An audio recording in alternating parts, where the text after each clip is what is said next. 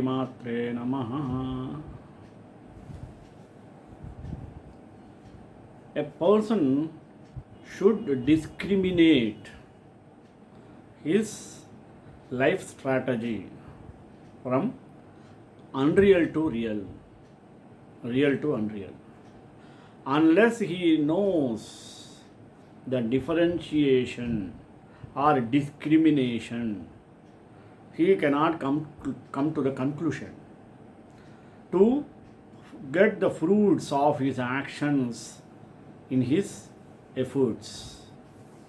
In this regard, he has to understand how to discriminate these things from his reality to unreality, certainty to uncertainty. In this regard, what is required? One should have niriha, desirelessness. There should be desire, but it should not be exceeded, extreme desire, hankering.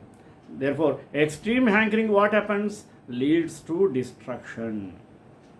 Sanskrit, there is a quote, Ati Trishna Vinashaya.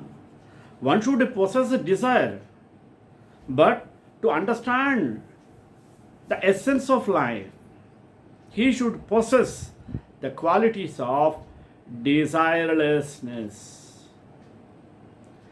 Thus, a person has to practice his life into reality, certainty, which can yield him the fruits in his life.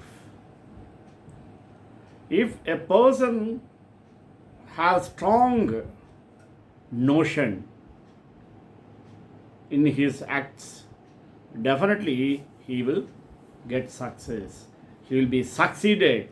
He can overcome, he can surpass everything automatically. There is requirement of desirelessness.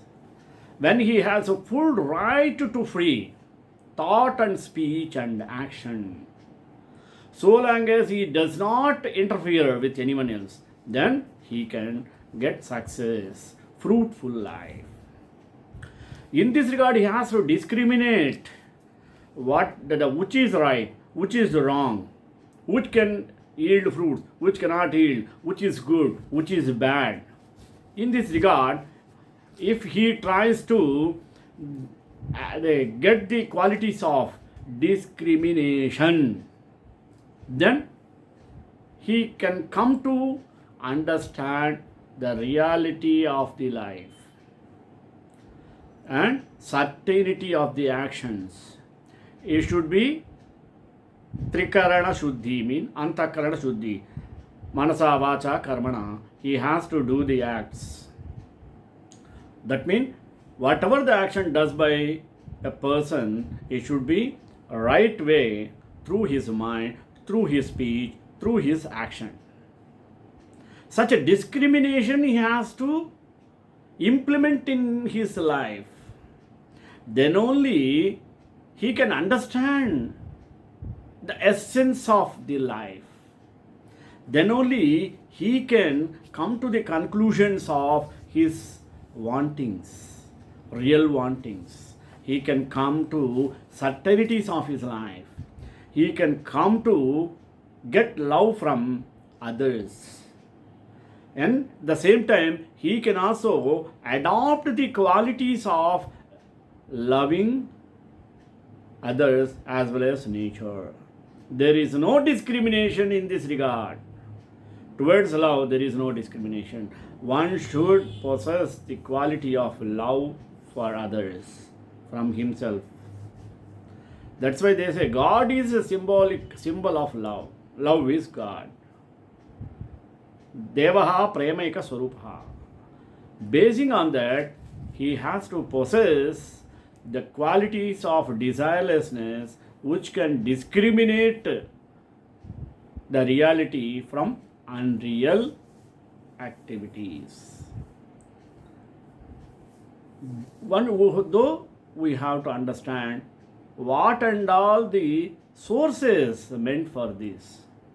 So, Basing on this, today I took the topic of discrimination and desirelessness. Start with prayer. Asato ma sadgamaya tamaso ma jyotirgamaya mrutyorma mrutam gamaya. Om Shanti Shanti Shanti. What is this? From the unreal, lead me to the real. From the darkness, lead me to light. From death, lead me to immortality. Let us find out what is discrimination. This is usually taken as a discrimination between the real and the unreal, which leads men to enter the path. It is this, but it is also much more, and it is to be practiced not only at the beginning of the path, but at every step of it, every day until the end. You enter the path because you have learnt that on it alone can he found those things which are worth gaining. Men who do not know what to gain wealth and power, but these are at most for one life only, and these are real. There are greater things than these things which are real and also lasting. Unless he knows, when you have once seen these, you desire those others no more. In this way, you have to fight for the reality. There are greater things than these things which are real and lasting. When you have once seen these, you desire those others no more. In all the world, there are only two kinds of people: those who know and those who do not know. And this knowledge is a thing which matters. What religion a man holds, to what race he belongs, these things are not important. Thing is this knowledge, the knowledge of God's plan for men. For God has a plan, and the plan is evolution. When once a man has seen that and really knows it, he cannot help working for it and making himself one with it, because it is so glorious, so beautiful. So, because he knows he is on God's side, standing for good and resting evil, working for evolution and not for selfishness. If he is on God's side, he is one of us, and it does not matter in the least whether he calls himself a Hindu or a Buddhist or a Christian or a Muslim, whether he is an Indian or an Englishman or a Chinaman or a Russian. Those who are in his side, mean God's side, know why they are here and what they should do, and they are trying to do it. All the others do not yet know what they should do, and so they often act foolishly and try to invent ways for themselves which they think will be pleasant for themselves, not understanding that all are one, and that therefore only what the one wills can ever be really pleasant for anyone. They are following the unreal instead of the real. Until they learn to distinguish between these two, what real and unreal, they have not ranged themselves on God's side. And so discrimination is the first step. But even when the choice is made, you must still remember that of the real and unreal there are many variations, and discrimination must still be made between the right and the wrong, the important and unimportant, the useful and useless, the true and false, the selfish and the unselfish. This discrimination is very much needed. Between right and wrong, it should not be difficult to choose. For those who wish to follow the Master, God, have already decided to take the right at all costs.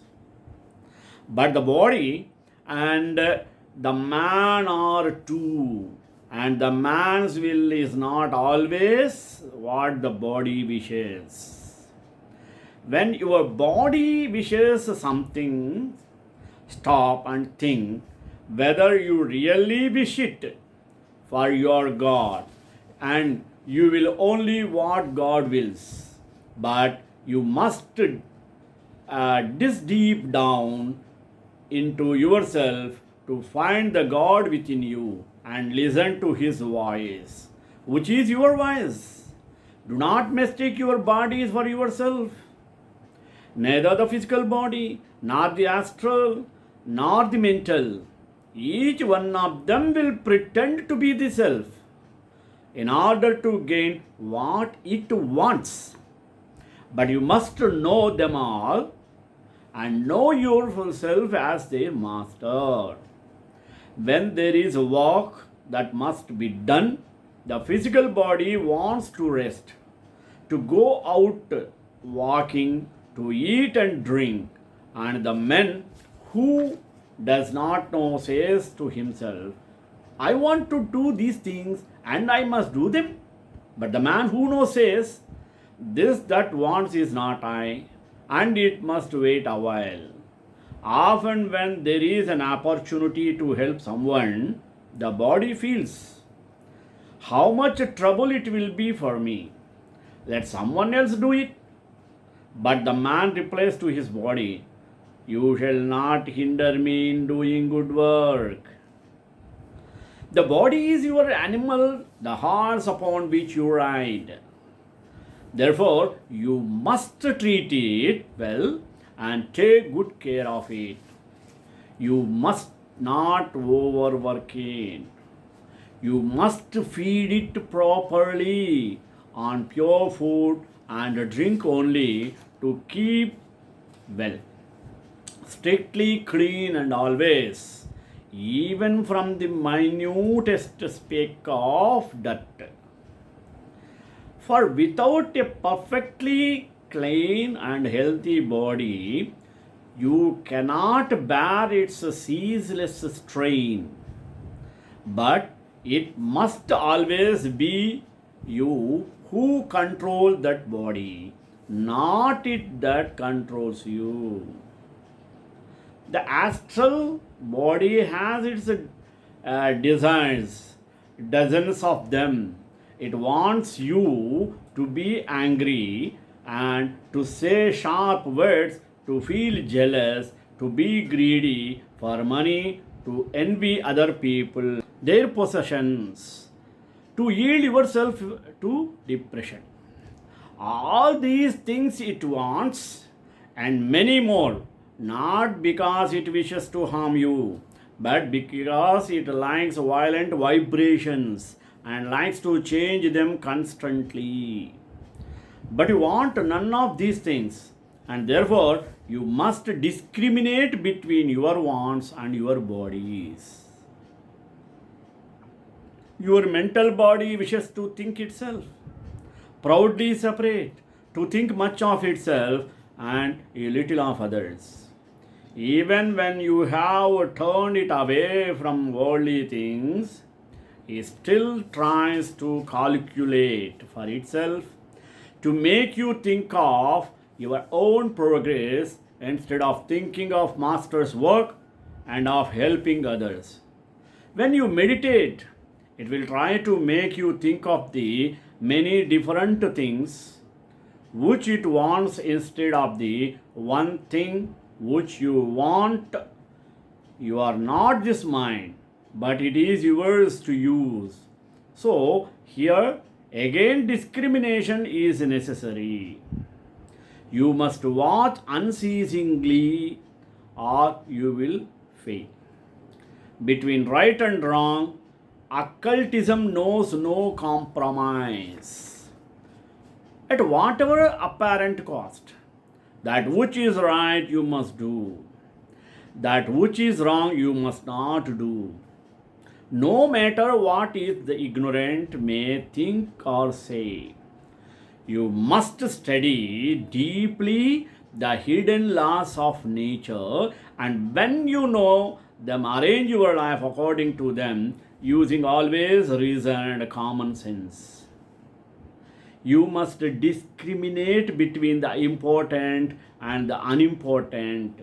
Firm as a rock where right and wrong are concerned, yield always to others in things which do not matter, for you must be always gentle and kindly, reasonable and accommodating, leaving to others the same full liberty which you need for yourself.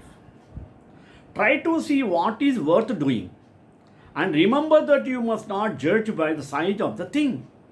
A small thing which is directly useful in the master's work is far better worth doing than a large thing which the world would call good. You must distinguish not only useful from the less useful.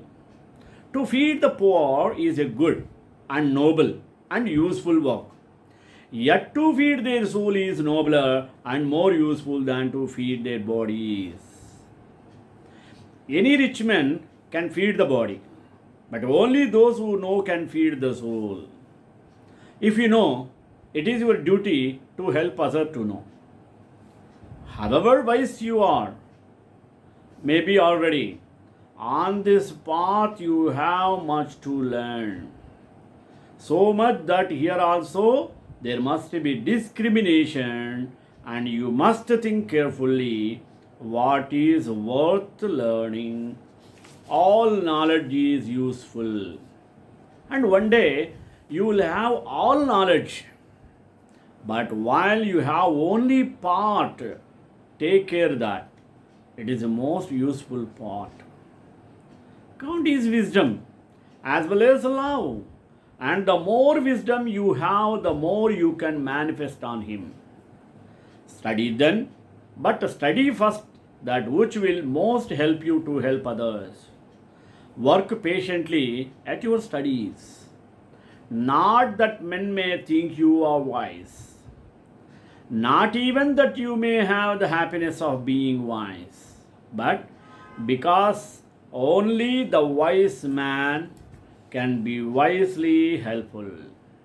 However much you wish to help, if you are ignorant, you may do more harm than good. You must distinguish between truth and falsehood. You must learn to be true, although in thought, word, and deed. In thought first, and that is not easy, for there are in the world many untrue thoughts, many foolish superstitions, and no one who is enslaved by them can make progress. Therefore, you must not hold a thought just because many other people hold it, not because it has been believed for centuries, nor because it is written in some book which men think sacred. You must think of the matter for yourself and judge for yourself whether it is reasonable. Remember that though 1,000 men agree upon a subject, if they know nothing about the subject, if they know nothing about that subject, their opinion is of no value. He would walk upon the path must learn to think for himself. For superstition is one of the greatest evils in the world, one of the fetters from which you must utterly free yourself. Your thought about others must be true. You must not think of them what you do not know. Do not suppose that they are always thinking of you. If a man does something which you think applies to you, do not think at once. He meant to injure me.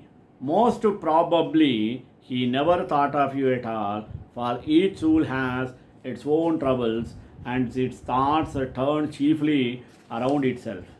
If a man speaks angrily to you, do not think, he hates me, he wishes to wound me. Probably someone or something else had made him angry and became, he happens to meet you. He turns his anger upon you. He is acting foolishly, for all anger is foolish. But you must not therefore think untruly of him. When you become a pupil of the master, you may always try the truth of your thought by laying it beside his. For the pupil is one with his master, and he needs only to put back his thought into the master's thought to see at once whether it agrees.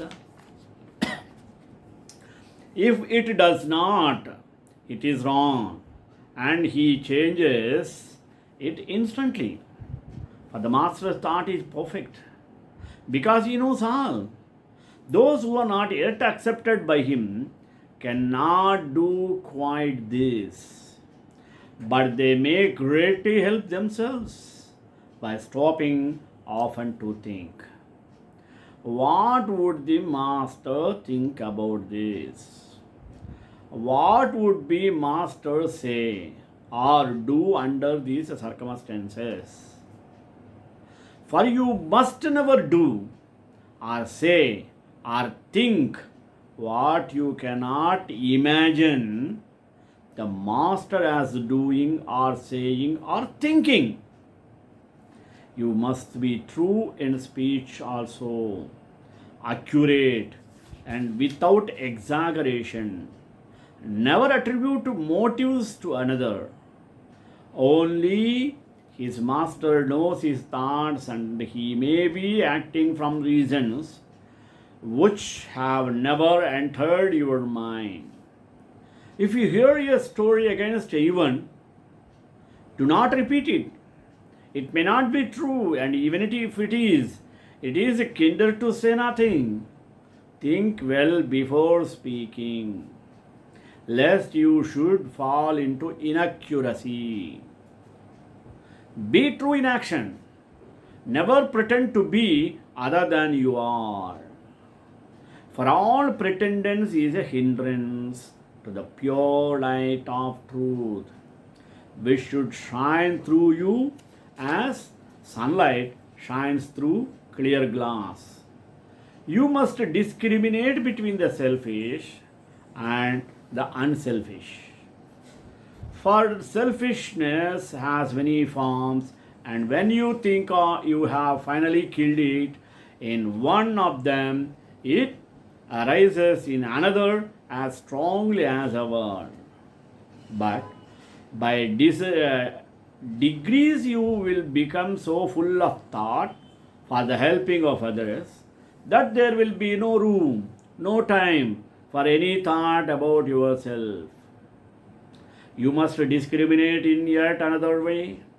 Learn to distinguish the God in everyone and everything, no matter how evil he or it may appear on the surface.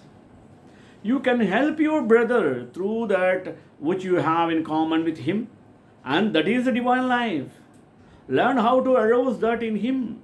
Learn how to appeal to that in him. So shall you save your brother from wrong. What is called desirelessness? Sanskrit is called Niriha.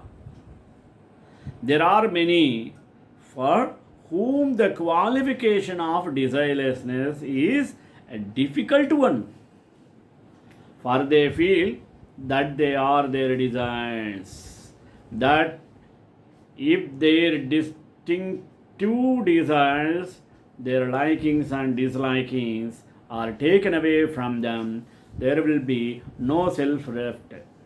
But these are only they who have not seen the Master in the light of his holy presence. All desire dies, but the desire to be like him.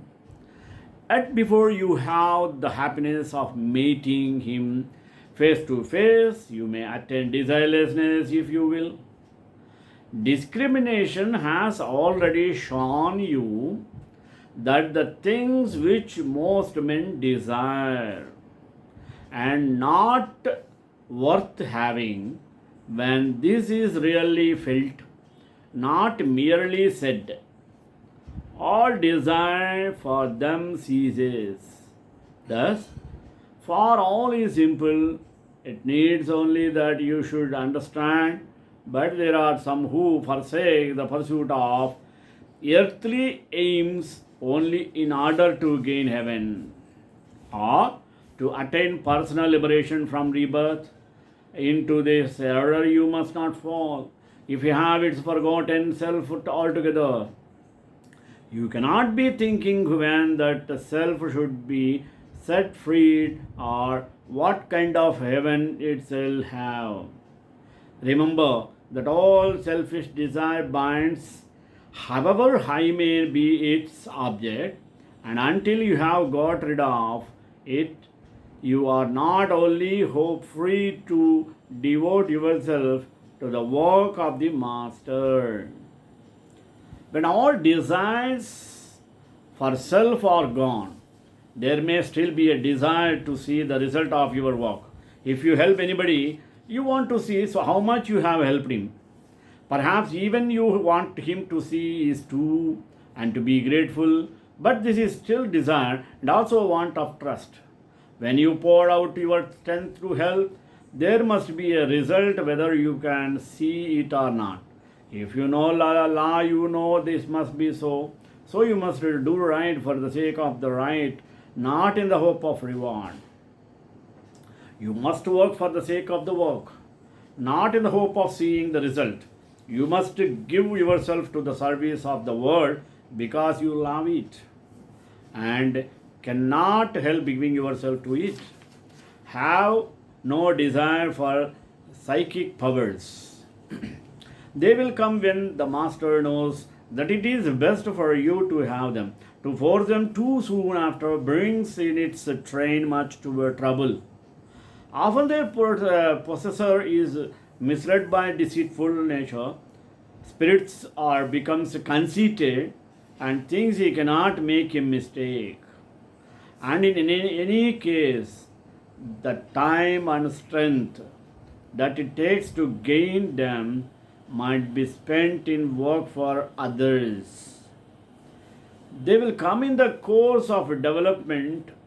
They must come, and if the Master says that it would be useful for you, have them sooner. He will tell you how to unfold them safely. Then you are the better without them. You must guard too against certain small desires which are common in daily life. Never wish to shine, not to appear clever.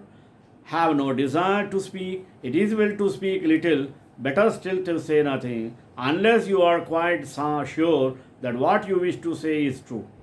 Kind and helpful. Before speaking, think carefully whether what you are going to say has those three qualities. If it has not, do not say it. It is well to get used now how to thinking carefully before speaking. For when you go reach initiation, you must watch every day, every word, lest you should tell what must not be told. Much common talk is unnecessary and foolish. When it is gossip, it is wicked. So be accustomed to listen rather than to talk. Do not offer opinions unless directly asked for them. One statement of the qualifications gives them this: to know, to dare, to will, and to be silent. And the last of the four is the hardest of them all. Another common desire which you must sternly repress is the wish to meddle in others' men's business.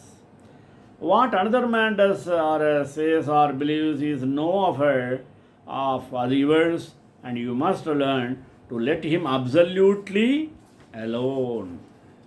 He has full right to free thought and speech and action, so long as he does not interfere with anyone else.